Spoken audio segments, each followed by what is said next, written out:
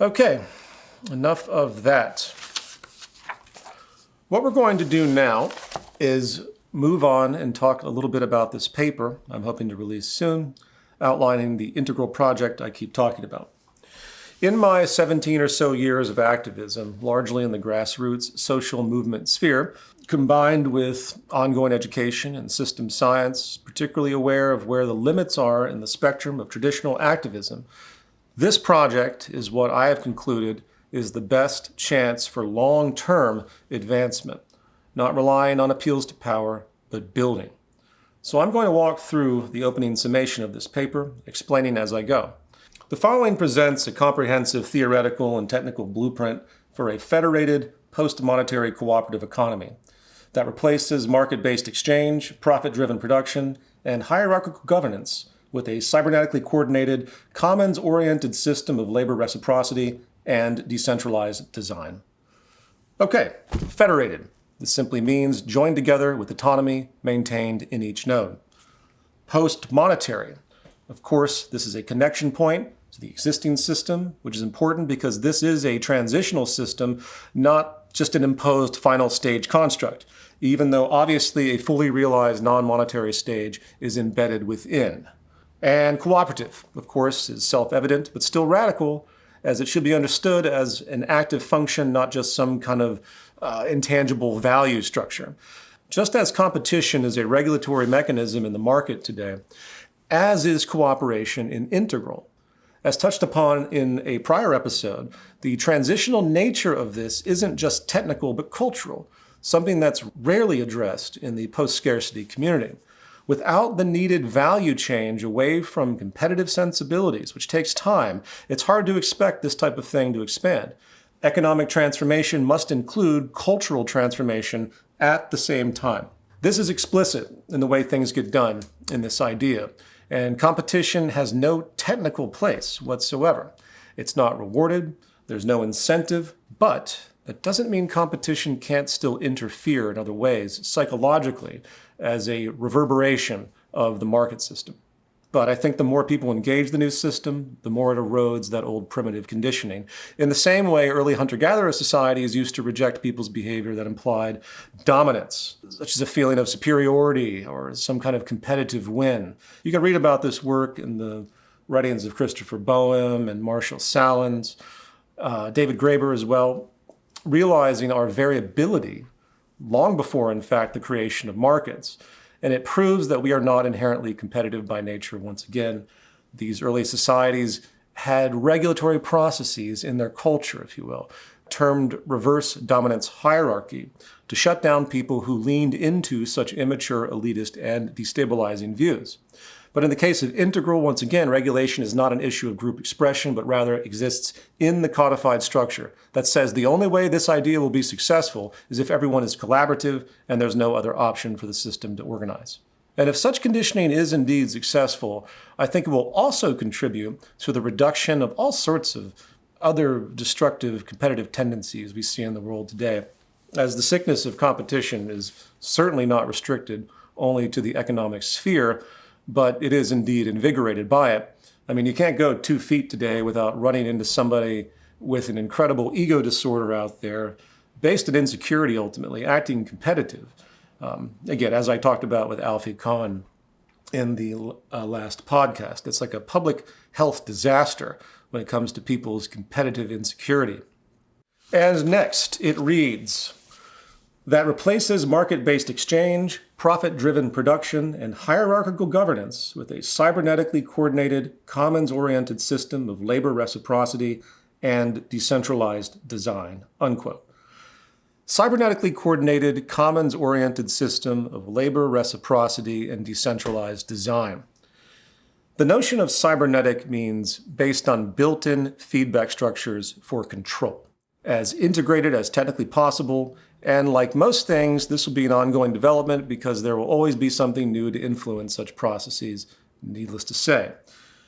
But the approach itself is straightforward. Through the open source process by which these systems come to be, hence the democratic nature of it, the organizational intention is to eliminate the need for third-party intervention or management as much as possible. It's a difficult subject if people aren't familiar with this. It needs a lot more elaboration, but this is at the heart of the cybernetic concept, which is about proper self-regulation. In the same way, actually, early political anarchists would crudely theorize an ideal governance system without coercive force, such as police and prisons. So it's economic democracy, and it starts with collaborative engineering of the regulating component systems. Now, as far as the notion of a commons-oriented system of labor reciprocity and decentralized design, this has different levels of application. Sharing is key, and hence the commons. All design structures are open for contribution, guided by sustainability and efficiency parameters, while labor reciprocity exists in a mutual aid structure, as will be talked about next. Next sentence. Anchored in a time credit mechanism that functions not as a currency, but as a non-transferable, reputation-based ledger of contribution.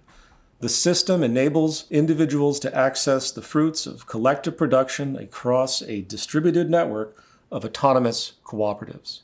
So there is no currency, and the concept of exchange or barter is not coherent here. Now, superficially, some may look at labor reciprocity or the existence of time credits as common to time bank systems historically as a kind of barter, but that's simply a familiar lens. While this time credit subsystem is indeed a variation of time banks and mutual credit or aid systems that have existed in the past, the context changes within a federated commons. Rather, it is a record of contribution that incentivizes reciprocity. The value of contribution is not derived from what others are willing to give in return, but how the cooperative or federation values and integrates that work into the whole. Community stewardship, not transactional entitlement. Everyone is contributing to the same positive end, which by nature of that ultimately includes individual ends. Let's not forget that old, annoying, propagandized idea of having to choose between your own self-interest and social interest. That false duality needs to be exposed, and everyone needs to realize that it's all one interest, fully intertwined by nature of existence. It's an issue of technical fact. It doesn't matter how well-to-do some wealthy person is as they walk down the street. Someone alienated by that inequality may decide to shoot and kill them. If there's anything epidemiological study has proven, it's that social stability is directly tied to equity and fairness, a lesson society unfortunately continues to learn the hard way.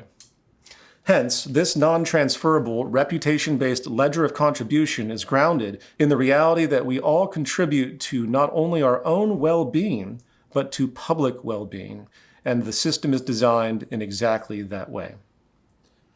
Open quote, enabling individuals to access the fruits of collective production across a distributed network of autonomous cooperatives, unquote. The cooperatives that will be discussed are the second most important part of the structure, tangible means of production. Just as the regional nodes of Integral operate independently yet federated, so does the network of cooperatives within a node. In the world today, different kinds of cooperatives already exist. Worker cooperatives, consumer cooperatives, and so on. There's lots of variations. And what I'm proposing here is yet another variation where notably the only people that access what the cooperative produces are people within the integral network itself, while collectively that network of co-ops can also be thought about as a single entity with many organs. So you have a co-op commons, a unification. Integration with the reputation-based ledger of contribution to this commons translates labor into reciprocal support for the total network, even though it's easy to consider variations of circumstance, such as more simple peer-to-peer, person-to-person approaches, which work as well. But I think you get the idea. And while the outputs of the cooperatives are reciprocal to labor contribution through this time credit system, it is important to note that if the system works as intended, such credit becomes less required over time. For the system is also designed, as I talked about in the prior podcast, to move toward post-scarcity. And I'm going to talk about this a little bit more so in a moment as well, by which the more efficient integral becomes, doing more with less, the more reciprocal gains exist for the least amount of labor, making things free eventually. Moving on, open quotes. Each cooperative, be it in food, housing, manufacturing, or education, operates according to local governance while remaining interoperable with the broader network through shared protocols, open source design, and efficiency constraints. So each cooperative is autonomous, but connected with the rest of the broader network, sharing processes, particularly an open source design system, which is a very important component. This is an open access, AI-assisted, crowdsourced design CAD-type platform that has, among other things, built in what we could term efficiency constraints to ensure design optimization, which includes critically environmental constraints. Analysis tools for sustainability, which I will talk about more so in a moment. This crowdsource approach is a focal point of how things get created in a technical and truly democratic sense, allowing consensus to be reached coming from the actual source of demand, not a company boardroom or central planning body. And as these designs reach consensus and are culminated, they go into a public repository, building a universal catalog of them with the specifics of how they are to be made and so forth. And of course, the ability to continue adding to evolve that design at any time, building on itself. And I have to say, the power of this concept cannot be overstated in terms of exponential advancement, potential exponential advancement as related to post-scarcity. Think about it. The corporate world today operates based on restriction, inhibiting constantly the flow of information. This is inherent to the very nature of market economics with little deviation. And if you end that, moving the other direction without competition, allowing ideas to freely flow, the power of advancement of ideas will be far more rapid and efficient. And that said, more practically, when a design is needed by the community, it is freely available to utilize for the relevant cooperative. In some cases, it might require a new cooperative to be established, depending on the nature of the use. And of course, this all sounds extremely complex, I'm sure, but the trick is to simply start simple and scale as you go. Now, one more important aspect of this, worth expanding upon, is the use of AI feedback subsystems to guide design optimization within the interface. I think of them as filters, and it's perhaps the most technically complex of the programming, but it's actually commonly done today in the context of modern IT organization for stability. It's just a different application. And one thing that's interesting as the years have gone by, this kind of thinking, researching these ideas about a dynamic, feedback-driven, self-diagnosing system, filters that guide the design activity, it was just so foreign as an idea with the kind of self-regulatory subprograms required. But today, the advancement potential is staring us right in the face in the form of AI, from neural networks to coding. Generative AI language models, especially in the coding space, has raised the technical capacity greatly. And we can build these regulatory models now. And in time, they will start to probably even build themselves based on the objective goals presented to them. This is the trend, and it's also the beauty of a true focus on technical efficiency and sustainability, as it's all really a calculation process. And a given design becomes self-evident as you move toward optimization. The problem really is attenuating the variety properly in the vast complexity of it all, which is what these systems are going to help do. And again, you start simple, but as the system grows, you start to incorporate more and more things, such as feedback from the environment in regard to scarcity levels of raw materials and so on, contributing to that general universal calculation. I hope that makes sense. The broad goal, of course, is homeostasis for the ecosystem at large and balance between all of the general components. Okay, moving on. Open quote, labor valuation is dynamically weighted through feedback, reflecting real-time demand, skill specificity, and sustainability priorities. Okay, coming back to the issue of labor. In the world today, there are different kinds of mutual credit and aid systems, from traditional time banks, which technically and philosophically embrace a 1 hour equals 1 hour framework, regardless of the type of work, to more complex variations such as LETs, that functions more like a barter structure with exchange negotiation occurring between parties like in markets, meaning how many credit unions are required for a given good or service. People negotiate. And neither of these ideas are appropriate for what we need. We need more flexibility than a time bank, but we don't want any characteristics of monetary exchange, such as competitive subjective negotiation, or the time credit being transferable outside of the system and so forth. And again, it is also important this is all framed correctly. Integral credits, if you want to call them that, are not spent. They represent reciprocal contribution to the commons, gaining benefits of the entire network as a universal collaboration. In the early stages, I think a one-to-one, hour-to-hour basis is workable as a traditional time bank, given the very minimal nature of what's being done. But as things expand and more complexity is introduced, the building of a weighted system of collaboration, where different tasks have different values depending on various factors, dynamically adjust based on feedback in a self-regulatory manner. This, I think, is a good strategy and quite feasible and practical. Notice this isn't about trade competition and exploitation. There is no surplus value in this system. Rewards for labor do not increase individual advantage or wealth in the market sense, but rather balance complexity that is realized across the network itself. For example, changing labor demand. Imagine in a community or node there is a needed demand for some specific type of service. It's scarce for some reason. Well, in a price-based market, through a sloppy, nonlinear, and highly delayed process, increased labor demand often equates to a higher financial reward for that labor, supply and demand. This type of weight is automatic and dynamic in the integral system based on feedback from direct engagement. Hence, a method to dynamically change the time value credit of different forms of labor based on what the totality of the system is doing, human action and needs. That's a big subject, of course, and will be explained more so in the paper. But let's move on. Meanwhile, interface mechanisms serve as transitional legal and economic buffers, enabling the acquisition of resources from the existing market system without allowing market logic to re-enter the internal network. Closed quote. Okay, interface mechanisms. So we understand the integral cooperative. A community wants to create, say, a vertical farm. Participants start with crowdsourced design, reaching consensus. Then the challenge is to figure out how to bring it to physical reality. The most intuitive route, if physical resources are not adequately available in the network, is to simply crowdfund from the emerging node community, emerging in the sense that we're all stuck in the market system to some degree. And once raised, land and production resources can be acquired from the external market.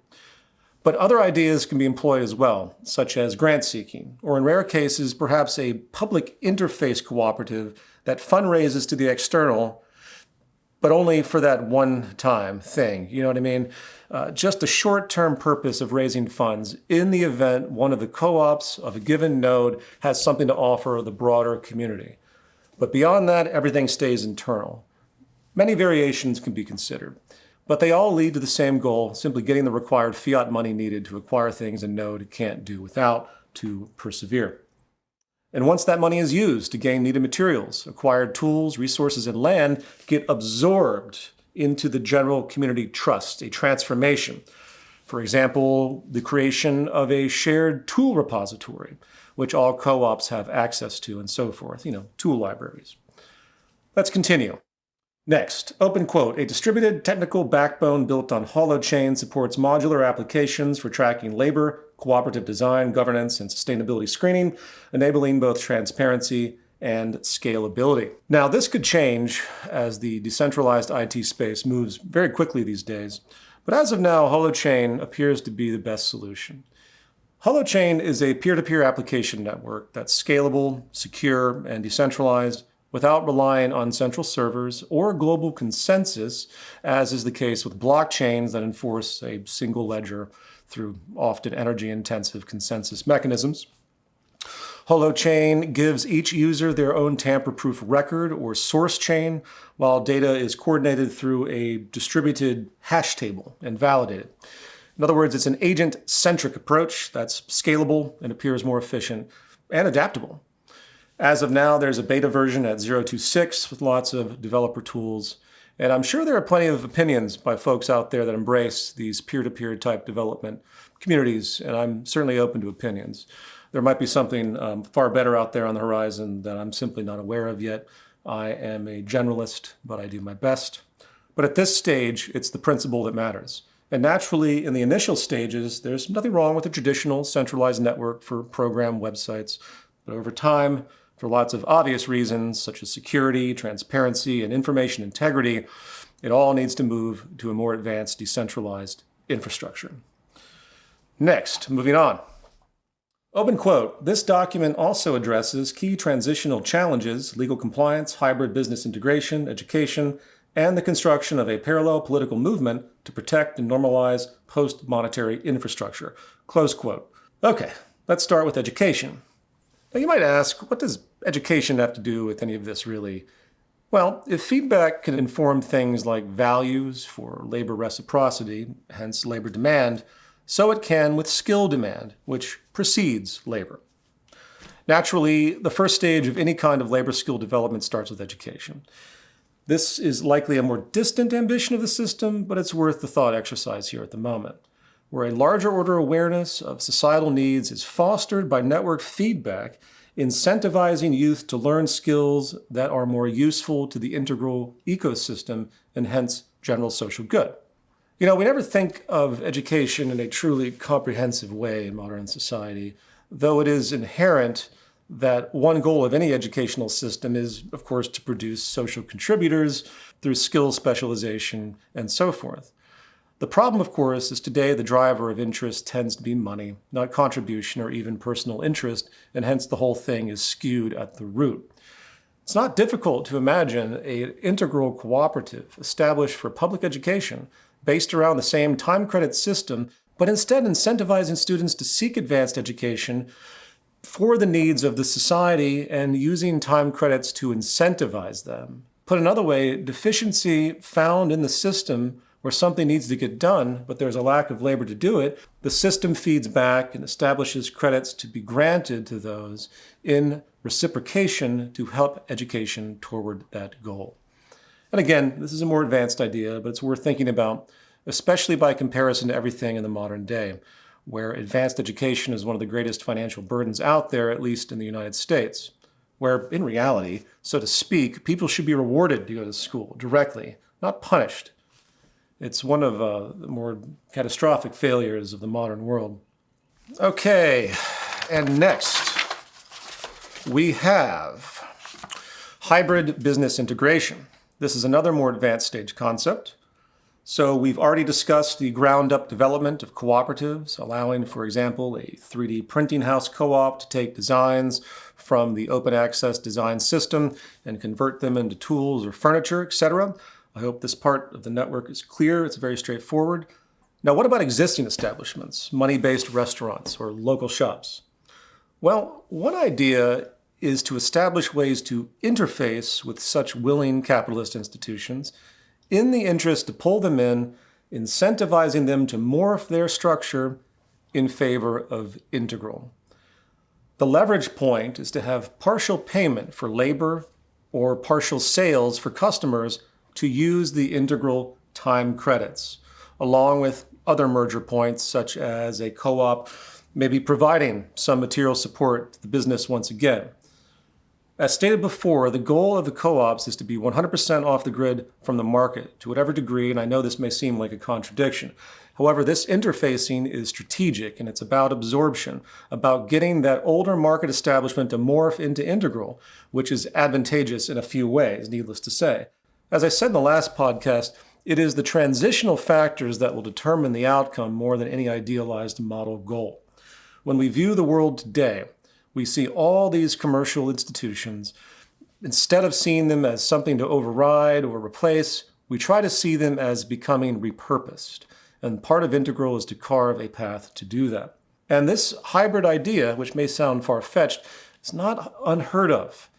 In Sardinia, there is a complementary currency called the Sardex, which was started in early 2000s as a kind of closed network exchange method, encouraging more local activity. Existing businesses and consumers would use the Sardex in parallel to normal currency. Nothing radical about it, but it did create a kind of hybrid system that emphasizes the local community, which is exactly what integral does. The same incentive exists for integral, which I think existing businesses will embrace.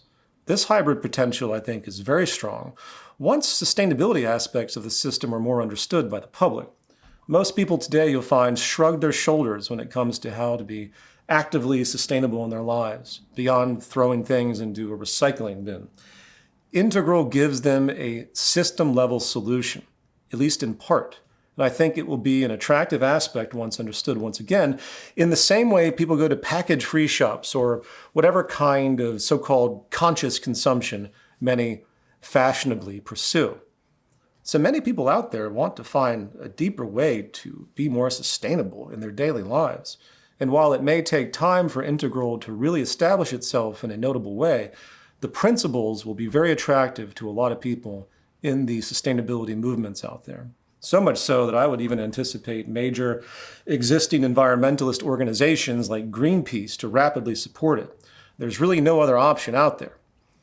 It is time people realize that they cannot affect the world with contrary individual actions alone, such as buying products from seemingly moral sources and processes. There is no such thing in the market system. And finally, at the end of that sentence, it says, open quote, and the construction of a parallel political movement to protect and normalize post-monetary infrastructure, closed quote.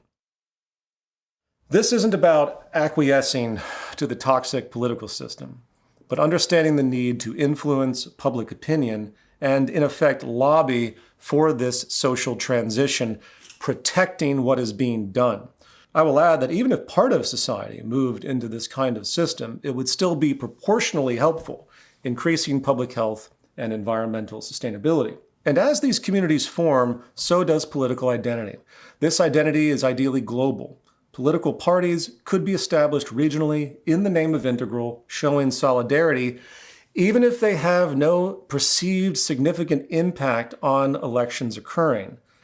It is the presence that is important. In the same way, third-party candidates can change the tone or focus of mainstream outcomes, even though they are never elected, or they are marginalized or perceived to have no effect.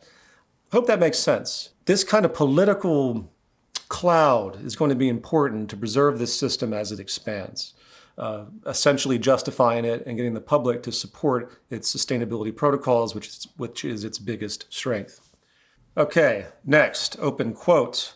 In rejecting both capitalism and state socialism, the model synthesizes principles from systems theory, commons governance, and open source collaboration to propose a third economic form, one that is non-exploitative, self-organizing, and materially sufficient, closed quote.